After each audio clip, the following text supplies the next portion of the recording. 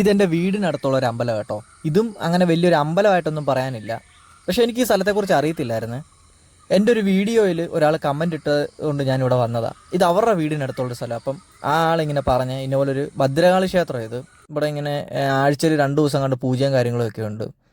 കാഴ്ചയിൽ ഒരു വ്യത്യസ്തതയുണ്ട്. അതുകൊണ്ടാണ് ഞാനും വന്നേ. എനിക്ക് അങ്ങനത്തെ കാര്യങ്ങളൊക്കെ ഭയങ്കര ഇഷ്ടമാണ്. നമ്മളങ്ങനെ അധികം കണ്ടിട്ടില്ലാത്ത കാര്യങ്ങൾ ഇല്ലെങ്കിൽ അങ്ങനെയുള്ളതൊക്കെ വീഡിയോ എടുക്കാനൊരു ഇഷ്ടമാണ്.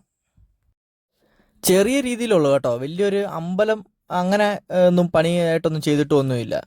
ഒരു വലിയൊരു മരമുണ്ട്. അത് എന്ത് മരമാണെന്ന് എനിക്ക് മനസ്സിലായില്ല. ഔത്തലൊക്കെ പട്ട് കെട്ടിയിട്ടുണ്ട്, ചുവന്ന പട്ട് കെട്ടിയിട്ടുണ്ട്.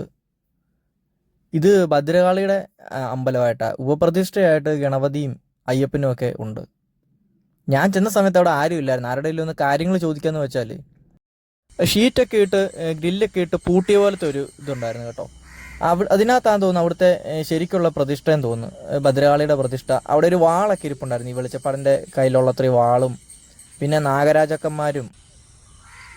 പിന്നെ ഇവിടുത്തെ പ്രത്യേകത എന്ന് പറഞ്ഞു കഴിഞ്ഞാൽ ഇവിടെ 5 തലയുള്ളൊരു തെങ്ങുണ്ട്. അതായത് ഒറ്റ ഒരു തായ്തടിയിൽ നിന്ന് 5 ശിഖരം പോലെ പോയേക്കുന്നൊരു തെങ്ങ.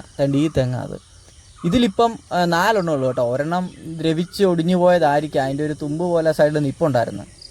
അപ്പം എന്നോട് ആ ആൾ പറഞ്ഞത് ഡീറ്റെയിൽ വെച്ചാൽ ഞാൻ പറയുന്നത്. എനിക്ക് അവിടുത്തെ കാര്യങ്ങൾ ഡീറ്റെയിൽ ആയിട്ട് പറഞ്ഞുതരാൻ അറിയത്തില്ല. ഞാൻ ജസ്റ്റ് ഇങ്ങനെ വ്യത്യസ്തമായിട്ട് എന്തെങ്കിലുമൊക്കെ കാണുന്നെന്ന് തോന്നുന്നത് പോയി വീഡിയോ എടുക്കും. എനിക്ക് അങ്ങനെയൊക്കെ പോയി കാണാൻ ഭയങ്കര ഇഷ്ടമാണ്. അതപ്പം നിങ്ങളെയും കൂടെ കാണിക്കണമെന്ന് തോന്നി. ആ തെങ്ങേലും ഒരു പട്ടൊക്കെ ചുറ്റിട്ടുണ്ട് കേട്ടോ. അതിൻ്റെ താഴെയും ഒരു നാഗരാജാവിൻ്റെ അതുപോലത്തെ ഒരു വിഗ്രഹമുണ്ട്, ഒരു വിളക്കൊക്കെ വെച്ച്. ഇത്ര ഉള്ള അവിടുത്തെ സംഭവം കേട്ടോ. രാവിലെ ആയതുകൊണ്ട് ഒരു രസം ഉണ്ടായിരുന്നു അവിടെ.